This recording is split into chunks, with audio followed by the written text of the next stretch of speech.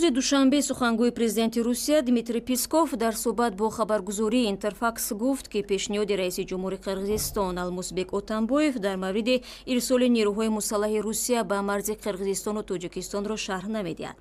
Рӯзи 24 июн дар ҷараёни зиёрат аз ҷумҳурии Татаристони Русия Алмузбек Отамбоев гуфт ки мавқеи нерӯҳои Толибон ва нерӯҳои террористии давлати исломӣ дар ҳудуди Афғонистон таҳким ёфта ба амнияти Қирғизистон таҳдид мекунанд.